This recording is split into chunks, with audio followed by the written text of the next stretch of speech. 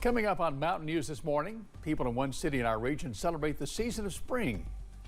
And then Eastern Kentucky Youth Club expands its services, giving the younger crowd a place to have some fun. Dedicated to Eastern and Southern Kentucky, this is WYMT Mountain News this morning.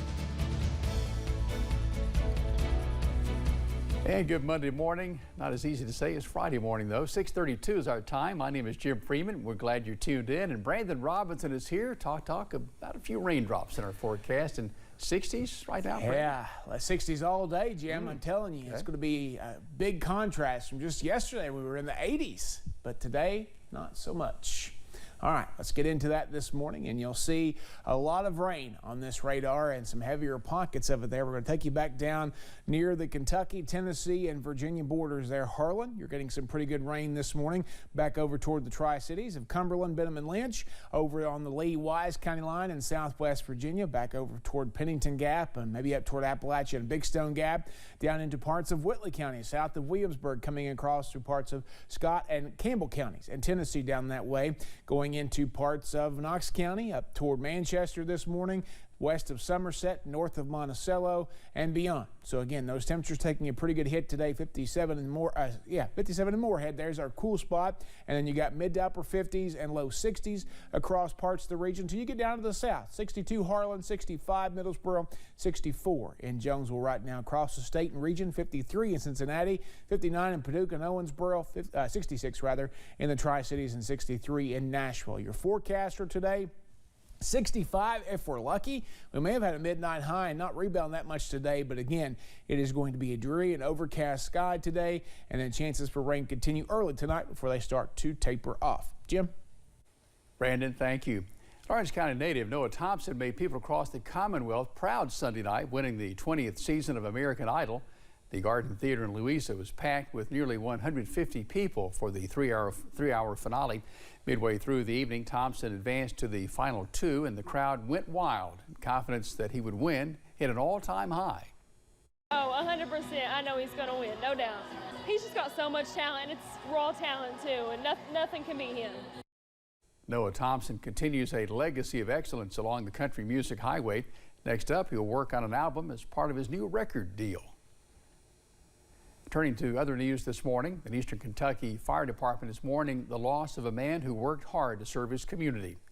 The Garrett Area Volunteer Fire Department made a post on Facebook late Sunday night announcing the death of firefighter Philip Caudle. He died at McDowell ARH after he had an apparent heart attack while assisting with traffic control for the Floyd Central High School senior graduation parade last evening. Officials from the fire department say he was always one of the first people to respond to a call, and that everyone will miss him dearly.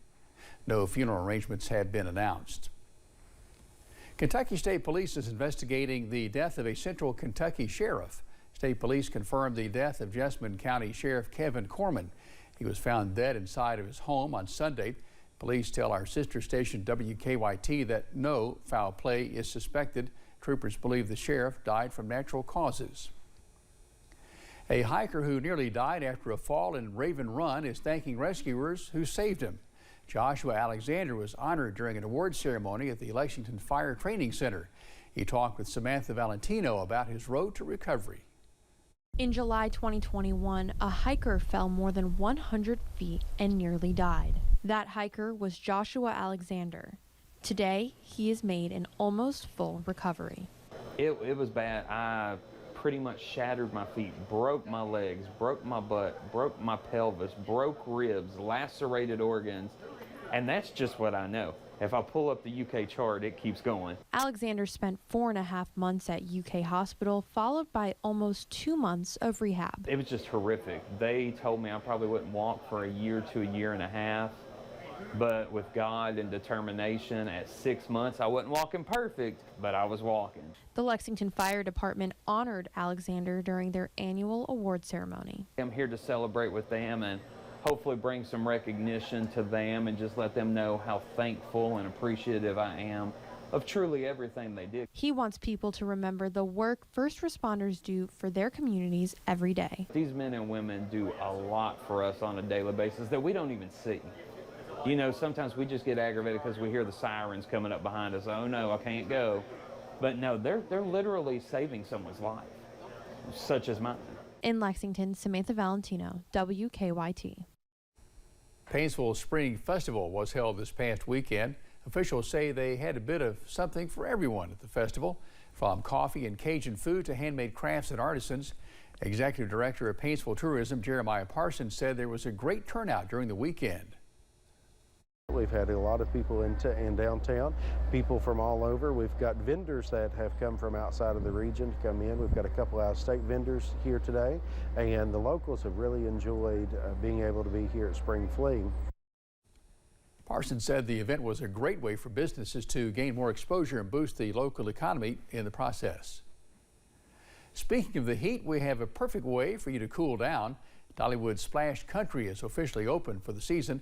The water park has a wave pool, lazy river, and one of those big, tall slides. This is the 22nd season for Splash Country, and you may notice a few new items around the park. There are new upgrades that the whole family can enjoy, especially as we reach these hotter temperatures. We are. It's such a great point of the season when it's like, oh, it's summer. Let's welcome in guests to Dollywood Splash Country. So we're thrilled to be at this point to open for daily operation today. New this year, Splash Country has set up kiosks around the park so you can tell the park about your experience. Gates open daily at 10 a.m. in the morning. In case you have not heard, Kentucky native Winona Judd is heading to Rupp Arena in Lexington this fall.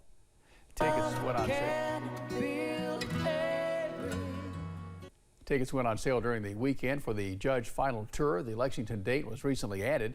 That's the final stop on the tour. You may remember Naomi Judd died April 30th, just one day before she and Winona were inducted into the Country Music Hall of Fame. Winona will hit the stage at Rupp Arena on October 29th with a guest appearance by Faith Hill. A little more than 10 months ago, we told you about an expansion of the Boys and Girls Clubs of Appalachia. As WYMT's Zach Hawk reports, construction is about to be underway and the long-awaited opening of a new building is in sight. The Boys and Girls Clubs of Appalachia CEO, Katina Haynes, says she waited for news about a dream facility for more than 1 decade. I was working from home that day and they called and they were jumping up and down and just there was so much excitement. The project saw plans and expectations shift since it was dreamed up in 2007. Everything is coming along slower than we wanted, but it's all coming along better than we ever anticipated. That is because the final plans create a multi-use facility at the Harlan location. The gym is going to be a game changer for us because we're going to have program facilities. We're going to be able to double the number of kids that we serve. The new space will also expand the popular nutrition program. We not only feed kids here at the club, we also feed kids throughout the community. And we do this with one stove, air fryers, a microwave, and we make things work, and that's what we've done for a long time. Now the organization will have a full commercial kitchen and a real cafeteria. And the kids will all be able to sit down together as one big family, and it's going to be great. Haynes says there are currently 3 Boys and Girls Club facilities serving about 2,500 kids a variety of after-school programs. In Harlan County, Zach Hawk, WYMT Mountain News. Haynes told us the new gym is just the latest facility for the Boys and Girls Club of Appalachia. After this project completes, she hopes to grow the organization across all of eastern Kentucky.